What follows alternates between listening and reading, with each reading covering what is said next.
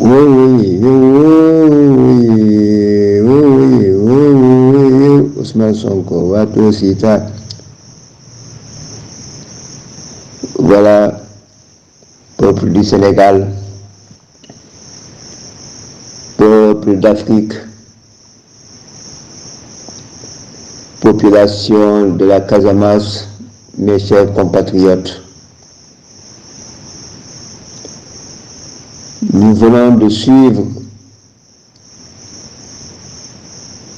une bataille judiciaire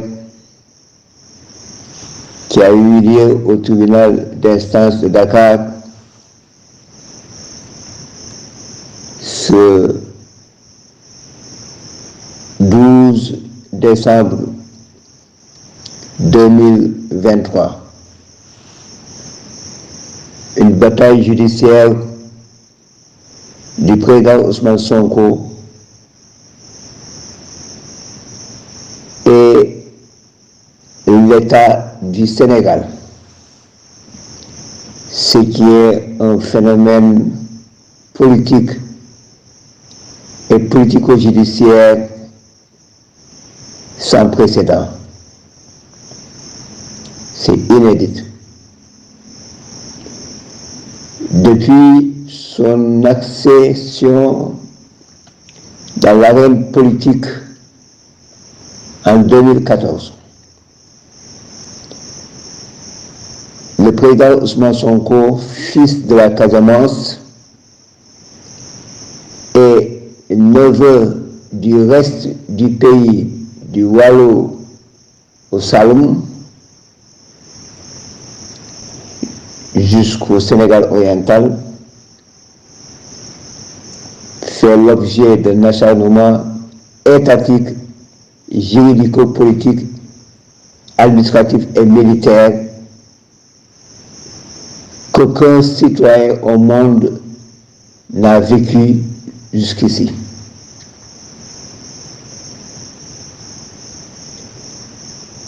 Il a été radié de la fonction publique sans qu'aucun de ses droits ne soit respecté, ni dans la forme comme dans le fond, encore moins une indemnisation en tant que fonctionnaire, haut fonctionnaire de l'État, qui venait d'être radié par le président de la République du Sénégal. C'est comme si cela ne suffisait pas. Il a été attaqué, agressé, étant député de la nation sénégalaise, persécuté à l'Assemblée nationale où il a défendu dignement les intérêts de son peuple et de la nation sénégalaise.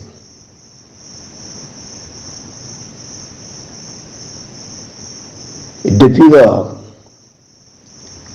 au lendemain des élections présidentielles de 2019, tous les Sénégalais et observateurs savent effectivement que le président Ousmane Sonko a bel et bien gagné et remporté les élections. Mais avec l'usage des logiciels et de l'informatique, ils ont fabriqué un classement en mettant un escalier Idrissa Seck comme deuxième et Macky Sall comme président vainqueur de la légitimité et la légalité souffre parce que le peuple souverain n'a pas investi un président élu démocratiquement et choisi par le peuple souverain en 2019. Et cette défaite et coup d'État politique et institutionnel a montré toute l'agressivité et la faiblesse des régimes en place qui mobilisent l'appareil État contre un citoyen à partir d'un complot. Ce complot dont on a utilisé une femme, je l'ai annoncé depuis Bessir en février, que lorsqu'un peuple utilise une femme injustement et que cela dégénère en un conflit, ce sera une guerre qui va aboutir à l'anéantissement et à l'auto-anéantissement de ce peuple. J'ai avisé tous les Sénégalais, hommes politiques, hommes religieux, autorités coutumières, population du Sénégal, hommes et femmes, jeunes, enfants et personnes du troisième âge, j'ai avisé que là où nous partons, ce sera l'abîme et l'autodétruction du Sénégal et nous serons tous responsables. Malheureusement, nous avons fait du mensonge un culte et un moyen d'État pour détruire un homme par tous les moyens de l'appareil judiciaire. Ousmane Sonko est le seul citoyen au Sénégal, et j'allais même dire au monde, à qui on a déployé la présidence de la République avec tout ce qu'il représente, tout ce qu'elle représente comme appareil et puissance dépositaire de la puissance publique et du commandement des forces de défense et de sécurité, pour manipuler, manœuvrer et attenter par tous les moyens à l'intégrité physique et morale d'un homme. On a utilisé l'Assemblée nationale en foulant au sol le règlement de l'Assemblée nationale et tous les droits d'un homme et les lois de la République votées à l'Assemblée nationale et par l'Assemblée nationale du peuple pour détruire un homme sans état d'âme. C'est avec Ousmane Sonko qu'on a vu que toute une administration territoriale, civile et militaire, est mobilisée à tout point de vue et sur l'ensemble du territoire national pour le traquer partout au Sénégal dans ses moyens de mouvement et gestes. C'est avec Ousmane Sonko qu'on a vu que la presse nationale, dont la presse publique de l'État du Sénégal, notre État, la presse privée, sont déployés au quotidien pour diaboliser, jeter de l'opprobre sur un homme intègre et intégral. Un garçon emblématique que personne ne doute de son intégrité physique et morale. Il fallait le diaboliser et atteindre à sa dignité humaine. Il fallait lui faire un procès moral. C'est Ousmane Sonko dont on a vécu toutes sortes de violations des lois et règlements en vigueur au Sénégal, dont la Constitution elle-même, qui nous consacre toute la liberté d'expression et de résistance, mais aussi le code électoral, le code pénal et toutes les procédures judiciaires au niveau de la justice sénégalaise.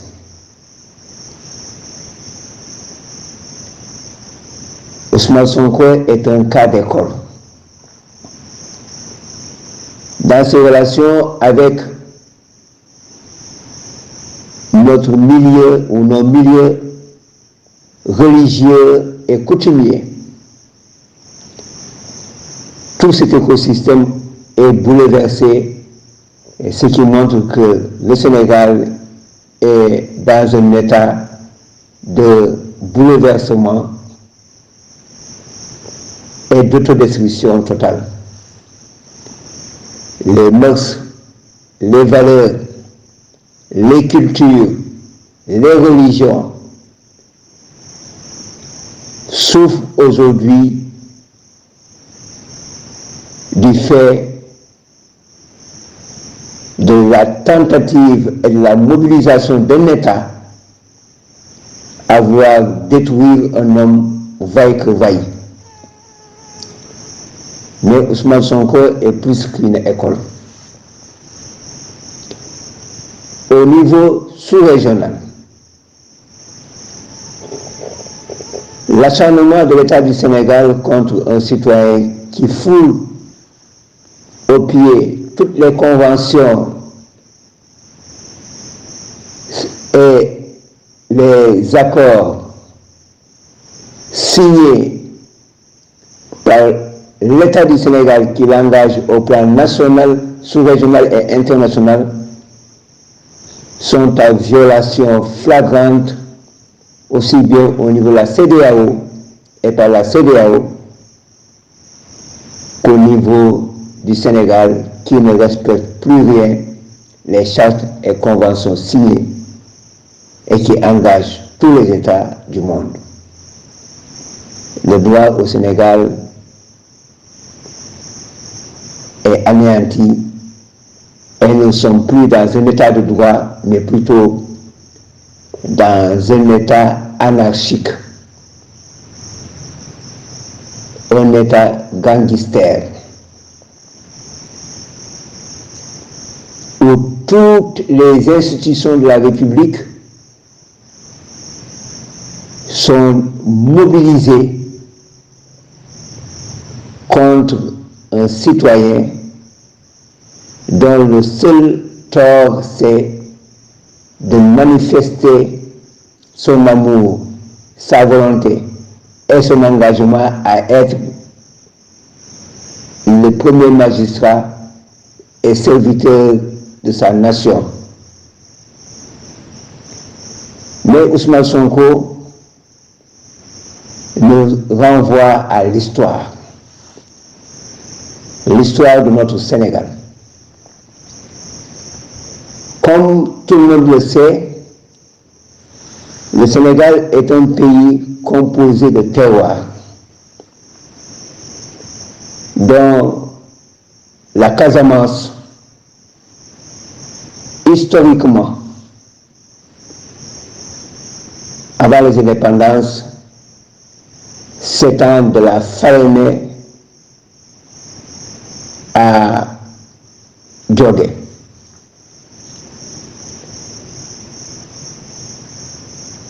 Nous avons dans ce terroir plusieurs sous-terroirs ou provinces. Nous avons le Sine Saloum, nous avons le Baol, nous avons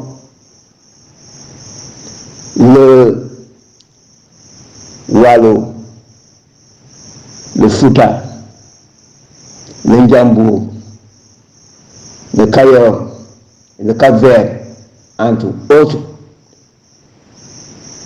provinces qui font aujourd'hui l'espace national et territorial du Sénégal. Mais depuis 1945, après la Seconde Guerre mondiale, des alliances entre fils de la Casamance, du Sine Saloum, du Fouta,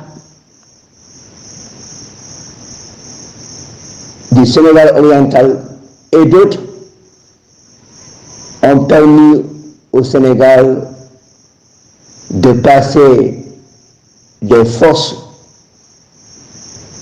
de partis politiques d'obédience française à l'UPS-PS, d'un parti unique au multipartisme, de la disparition du multipartisme avec, bien entendu, la clandestinité de certains leaders politiques, les Majoubout, les Momodiya, emprisonnés, mais également les Landi Savané et autres. Ousmane Sonko et son parti, le PASTEF, nous renvoient à une lecture introspective de notre peuple dans son histoire. Mais je vais me m'appesantir sur Émile Badiane. À partir de Émile Badiane, il y a toujours eu une dualité entre le nord et le sud. Et la mort de Émile Badiane, le peuple casamassé ne l'a jamais accepté comme une mort naturelle. De Émile Badiane, nous avons vu Moumel Lamel Badji, mais avant lui, tous les acharnements que Ousmane Sonko est en train de vivre par l'État du Sénégal, son homonyme, Cheikh Ousmane Sountoubagui, a vécu la persécution de Senghor comme il l'a fait pour anéantir effectivement Mamadou Dia. Senghor a mis en demeure Cheikh Sountoubagui, dont il fut le jumeau en 1977 grâce à l'entremise de l'honorable notre papa Landi Diémé, chef de canton de l'époque,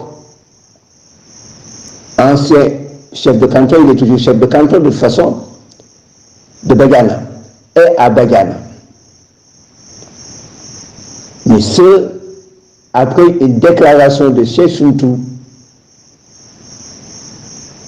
à Canebon, où il annonce pour une première fois devant des milliers de personnes que tôt ou tard la Casamance sera indépendante. Je le cite. Après ce jumelage et sa mise en demeure jusqu'à sa mort, Abdoulaye Wade a mis en demeure Abbé Augustin Diamacoune. Donc tout le monde connaît ses positions dans l'histoire du Sénégal et particulièrement l'histoire du Sénégal en Casamance.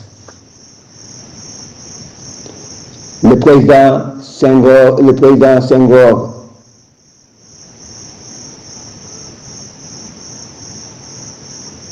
a fait des promesses en son meeting de 78 lors de sa première élection contre Abdoulaye Wade et sa dernière du reste, pour promettre à CFA, à ce meeting de clôture, aux Casamassés de voter pour lui et pour pour qu'il donne l'indépendance à la Casamance. Par la suite, un ancien journaliste m'a fait savoir qu'il s'agissait d'une indépendance économique. Parce qu'il a toujours chanté effectivement que la Casamance est le grenier du Sénégal. Mais que s'est-il passé entre-temps? Il a trahi le peuple sénégalais de la Casamance en démissionnant pour céder la place au président Abdou Diouf. À son arrivée, il a mis le feu parce que tout simplement, des sages de la Casamance ont rappelé à Senghor que le pétrole que Elf Aquitaine a déjà foncé au niveau de l'actuelle commune de Kafountine ne sera pas conduit à partir des pipelines de l'océan Atlantique à la raffinerie de Bordeaux, pour que les enfants de la Casamance suivent le pétrole comme aujourd'hui les jeunes Sénégalais suivent les richesses du pays vers l'Europe, où il devient de simples gardiens et de simples employés de maison ou de verger, récolteurs de champs. C'est de cela que nos sages ont refusé en 1979, et Senghor, conscient de la trahison entre Douala et Sérère, il a démissionné parce qu'il ne pouvait pas respecter son engagement. Et donc, cette injustice et qui fait aujourd'hui tuer des milliers et des milliers d'enfants sénégalais en Casamance. Il n'y a pas une région qui n'a pas perdu son fils. Mais beaucoup de villages, beaucoup de familles sont anéanties, d'autres sont disloquées, définitivement, poussées à l'exil, avec le cortège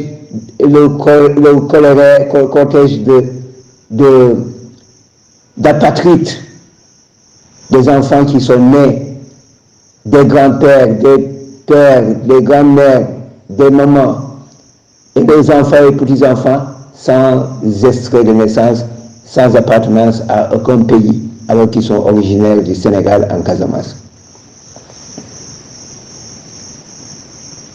Aujourd'hui, Abdoulaye Wade n'a pas fait la lumière sur la mort de Moumouni Lamine Badji.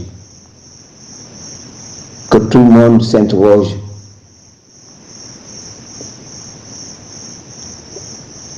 Abdoulaye Wade a détruit Dansoko, qu'il a aidé lui à être élu président alors qu'il était déjà fini politiquement. Il a réuni Landi Savané et Abdoulaye Bakili pour aller le chercher et le présenter au peuple sénégalais qui l'accepte comme candidat contre Abdou Diouf pour remporter les élections en 2020. En 2000, autant pour moi, au deuxième tour. Il a sacrifié Moussa Fagnas, que Landing est allé chercher pour le soutenir. Il a sacrifié Dansoko. Il a fini par sacrifier Abdoulaye Bakili. Ils sont tous là, Bakili, pour témoigner. Et c'est Bakili, grâce à lui, que le président Macky Sall a connu l'accès au pouvoir par sa nomination comme directeur national de l'énergie.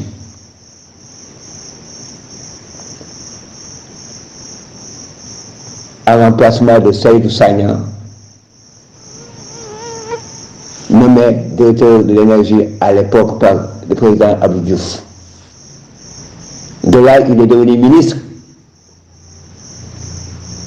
grâce à Ablaye Bakili. Et de là, Ablaye Wade a détruit Bakili et il n'est plus aux affaires jusqu'à ce jour. La suite, on vous le dira. Chemin faisant, le même président Ablaye Wade, qui a voulu que son fils accède à la magistrature suprême, a donc sacrifié le numéro 2 et l'espoir du peuple sénégalais, en l'occurrence Landing Savané, en soutenant Mamadou Dia Decroix pour diviser et détruire définitivement et politiquement, définitivement d'ailleurs, le monument politique du Sénégal et de la résistance, je veux nommer Landing Savané de la Casamance. Pourquoi donc aucun enfant de la Casamance n'a droit à l'accession à la magistrature suprême? Nous observons et nous apprenons. L'histoire du Sénégal est en train d'être écrite. Quelques années plus tard, des jeunes cadres font confiance à nouveau à un fils de la Casamance qui est aujourd'hui le président Ousmane Sonko. Aux élections de 2019, c'est Ablaye Wade qui est à l'origine de tout ce qui s'est passé. Il est rentré précipitamment pour mélanger les cartes en le faisant revenir de sa campagne pour ne pas qu'il puisse parcourir le pays en chamblant tout son agenda, faisant semblant de le soutenir, alors qu'il était venu pour l'empêcher, en tout cas de battre à plate couture dès le premier tour son adversaire Macky Sall. Voilà la triste réalité. Sachant que la force de Ousmane Sonko monte en puissance, ils ont tous contre lui manœuvré, ils l'ont persécuté, ils l'ont poursuivi nuit et jour pendant de longues années pour ensuite l'accuser de viol. Ce qui est abject. Et le Sénégal a payé une lourde tribut. Je l'ai prévenu pourtant. Aujourd'hui, c'est le seul citoyen, et comme si l'histoire a toujours bégayé, qu'on a embastillé, qu'on a mis en demeure pendant plusieurs mois, j'allais dire, et pour l'accuser de vol d'un portable, histoire de l'arrêter. Et tout le monde sait comment ça s'est passé et que Ousmane est un homme intègre et intégral. Les marabouts, les guides religieux, j'allais dire, ont intervenu à maintes reprises, hommes de valeur et de culture, mais aussi de foi, qui veut la paix dans son pays, qui veut sa jeunesse pour bâtir son pays, a cédé à toutes ces victoires à la demande des autorités religieuses et coutumières. Mais malgré tout cela, le régime et le système en place, le système capitaliste, impérialiste, néocolonial, s'acharne sur un homme en utilisant tous les moyens de l'État, sans exception, pour le détruire depuis plus de 3 ans, il est en résistance. Aujourd'hui, on l'a mis en prison pour réduire ses forces et manœuvrer par tous les moyens pour pouvoir le remplacer. Ce que nous avons entendu hier au tribunal de Dakar, la magistrature et la justice sénégalaise doivent prendre ses responsabilités. Elle doit pouvoir se relever. La justice doit être rendue au nom du peuple sénégalais souverain. Et par conséquent, le magistrat en charge du dossier doit dire le droit, et rien que le droit. S'il ne dit pas le droit, je préviens, je ne le souhaite pas, mais je préviens, il va mettre ce Sénégal en feu et en sang, et c'est tout le monde qui périra. Personne n'échappera. Ce que les Occidentaux ont fait pour anéantir des pays comme la Côte d'Ivoire, comme le Burkina Faso, comme le Mali, comme la RDC, comme le Centrafrique et tant d'autres pays, créer le chaos, diviser pour rien, mettre les communautés, les ethnies, les mouvements religieux, les mouvements politiques en conflit, les uns contre les autres, arrivera dans ce Sénégal. Et nous ne le souhaitons pas. Nous ne voulons pas que ce pays soit transformé en poudrière comme nos pays voisins. Le Sénégal est un pays, est un havre de paix. Nous devons préserver cette stabilité sociale, culturelle, politique. C'est un pays magnifique où le cousinage à plaisanterie a toujours été un lien entre les peuples. Et un mode de vie et de comment vouloir de vie commune. Sérère, Toucouleur, Peul, Lébou, Diola, ils ont toujours cohabité. Et aujourd'hui, tous ces ethnies connaissent un brassage exceptionnel et qui fait aujourd'hui du Sénégal une seule nation. Donc, n'acceptons pas que le vouloir écarter des élections présidentielles de 2024 mette le feu et détruise ce pays au profit des Occidentaux. Nous n'avons pas d'usine qui fabrique des munitions ni des armes. C'est eux qui nous arment contre nous.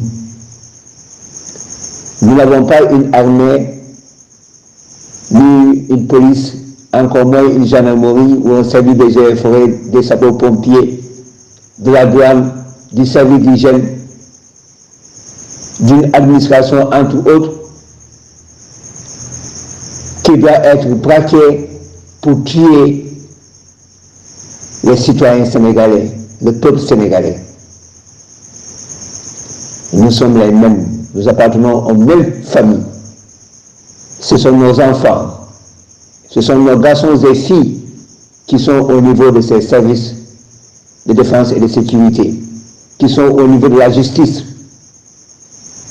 qui sont au niveau de l'administration. Ce sont nos frères et nos sœurs, ce sont nos promotionnaires, ce sont nos gendres, ce sont nos beaux-frères, nos beaux-frères,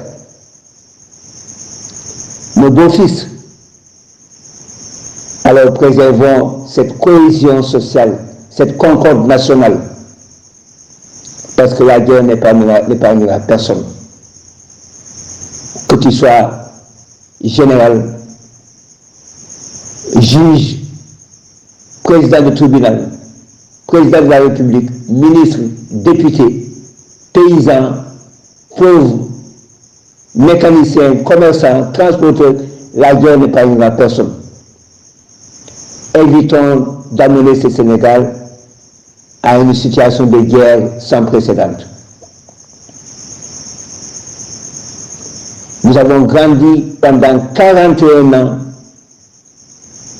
au sud du Sénégal, en Casamance, et nous avons vécu des moments de guerre.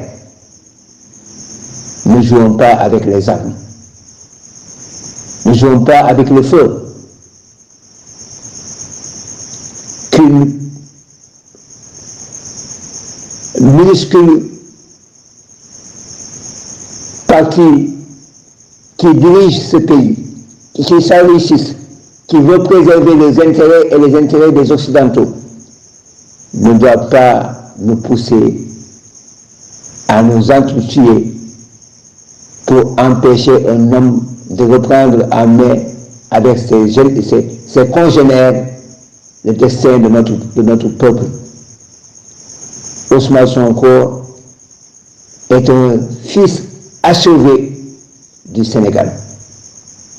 C'est le seul leader aujourd'hui reconnu légitimement, socialement, politiquement par les Sénégalais, et il appartient à toutes les ethnies du Sénégal.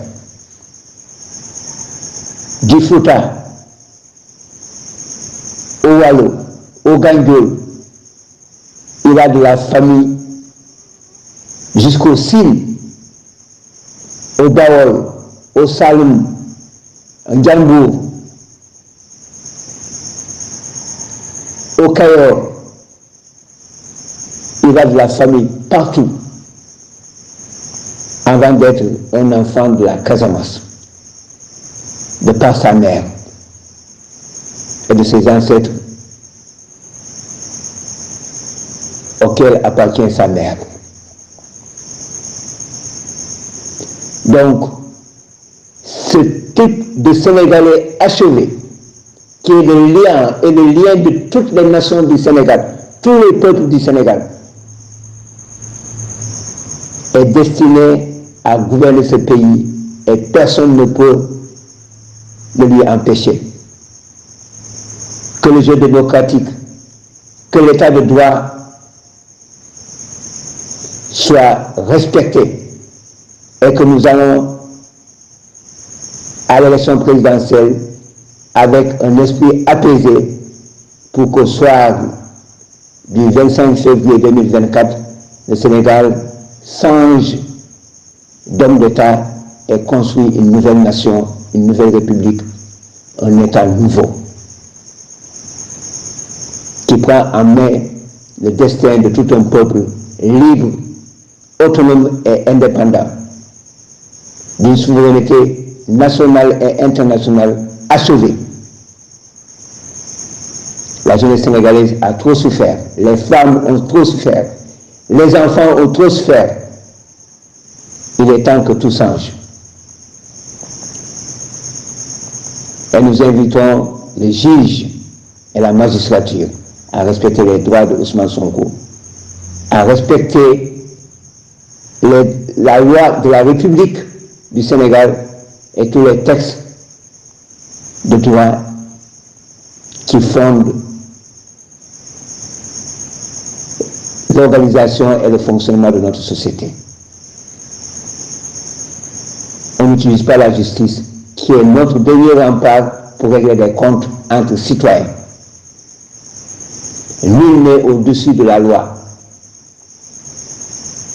Donc que force reste à la loi et que le droit soit rendu au nom du peuple souverain du Sénégal. Voilà le message que je lance aujourd'hui. Parce que je ne vois pas d'issue. Le silence de la jeunesse sénégalaise, le silence du peuple n'est pas une peur, ni une crainte, ni une reculade. Le peuple veut la stabilité, veut aller à des élections libres, démocratiques et transparentes. on n'a pas besoin d'observateurs cette fois-ci. Les Nations Unies n'ont pas à se mettre, et l'Union européenne et tout autre organisme qui s'est spécialisé dans la surveillance des élections en Afrique, cette fois-ci au Sénégal, on n'en a pas besoin. Parce qu'on n'a jamais vu des observateurs superviser les élections en France ou en Allemagne ou aux États-Unis. Pourquoi aussi en Afrique? On n'en a pas besoin. Que l'on respecte les droits des enfants sénégalais de la Casamance. La discrimination et la stigmatisation n'a que trop duré. Et la Casamance souffre depuis 1960 à ce jour de ce commun vouloir de vie commune. Nous avons la chance de bâtir ensemble une nation. Ousmane Sonko est une chance pour le Sénégal. C'est une chance pour l'Afrique. Personne ne doit le sacrifier et personne ne peut le sacrifier. Sans quoi il va se sacrifier cette personne qui voudra sacrifier Ousmane Sonko. Personne. Je le dis fortement pour que l'on ignore des conséquences de toute tentative de liquidation physique et politique de Ousmane Sonko. Je vous remercie pour votre aimable attention, Tonton Lass.